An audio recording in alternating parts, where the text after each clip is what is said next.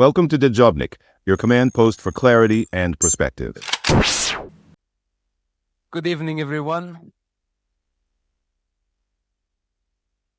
Thank you for the warm welcome. Standing ovation before we start. No pressure.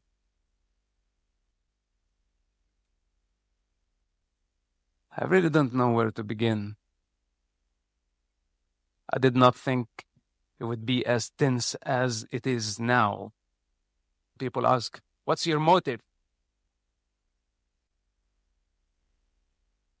Or what's the turning point? Turning point. As there is such a thing as the turning point. First of all, I did not leave Hamas yesterday. It's been many, many years. My fight with Hamas started way before I met any Zionist. Since childhood, they tried to repress me. They tried to contain me. They did everything within their ability. Bad things. And they are still trying. We're telling people the danger is spreading. And if we don't eradicate Hamas in Gaza, it's going to go all over the place like wildfire. Much faster than anybody is thinking. It's very different than 20 years ago with all the social media. They are infiltrating schools. They're spreading hatred. If the situation continues to be like this for another year or two, everything will collapse. So many people abused this cause called Palestine, projecting whatever human desire they have through the cause. Beneath the surface, lust, hatred, delusion, anger, violence. Then Hamas is just another movement taking advantage of what's so-called Palestine or Palestinian cause. So they come and they say, we are a Palestinian organization and we want to liberate Palestine. Lying. Because what's next on your agenda? Your mother organization, the Muslim Brotherhood. What's your ideology? But it is all in their charter, and we can read it. There is no way to rationalize with Hamas. It's a dead end. You cannot convince them. They believe in violence. If the world does not submit to their demand, today they will use violence. And tomorrow, when they have more power, they will use more violence. And we are not dealing with a small group of people, few thousands in Gaza, because Hamas belongs to the Muslim Brotherhood, which nobody is talking about. Look at the media coverage, but no one is talking about the Muslim Brotherhood, who has more than 100 million active members worldwide. They are only religious, ideological movement raging a holy war against Israel and the Jewish people, against the world, because they don't believe in political borders. They want a global state, one race, or let's say at least one religion. No Christianity in it, no Judaism, no Buddhism, no Hinduism, nothing. And everything has to go according Allah and the Islamic constitution. A global state. A lot worse than Nazism. I love the principles of the Western civilization. I think it is the best. Because it believes in diversity. It believes in dialogue. We accept the other. All colors of life is accepted in this society. And that's the best way. And the alternative to this is violence, is a dead end, destruction, more human suffering. And what we saw on October 7th, that was the peak of their evil. 35 years in the making.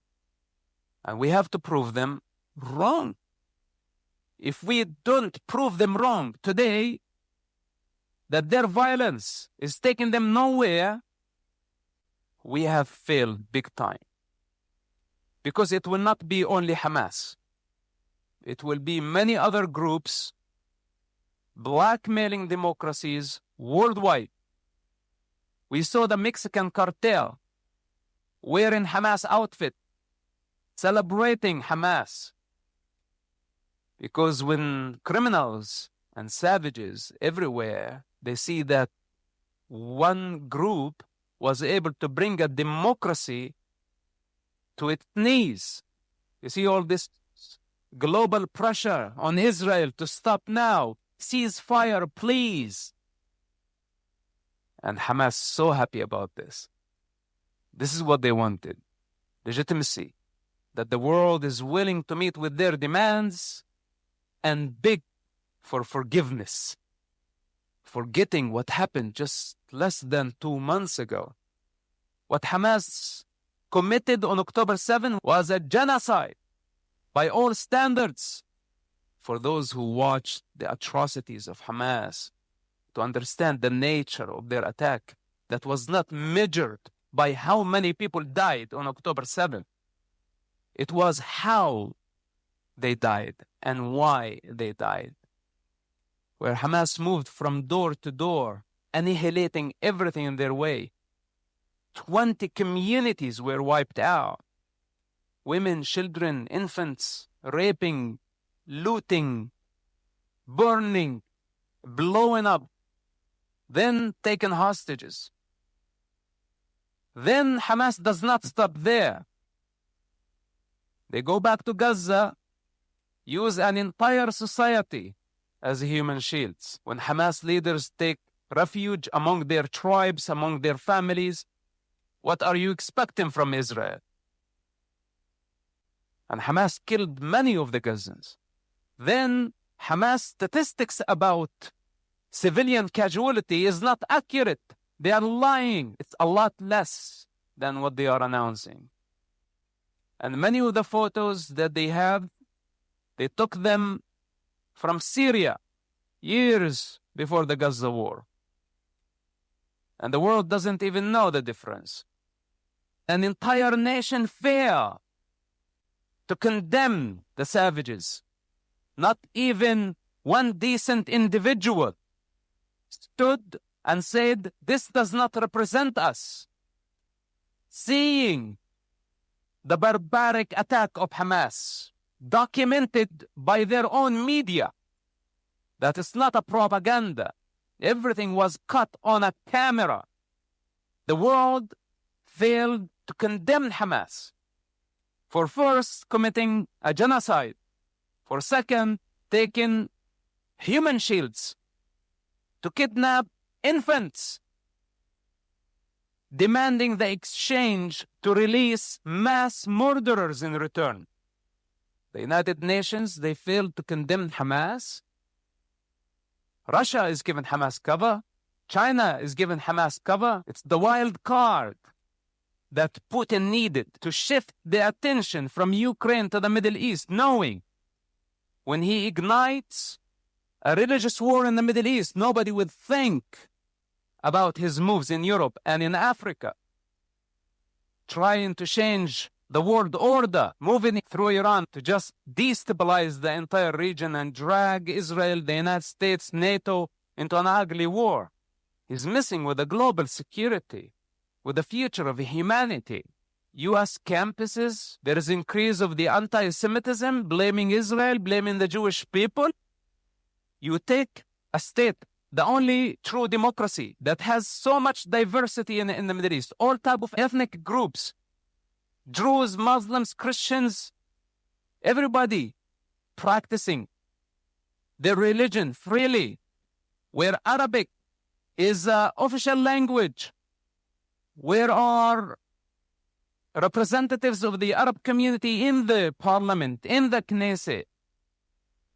And you say that this is an apartheid state committing genocide? Who initiated this? What worries me, that the university submitted to their pressure. Students, they're just young. They don't know the Middle East. They don't have the power to discern what's going on. This type of forces, they love to thrive in chaos.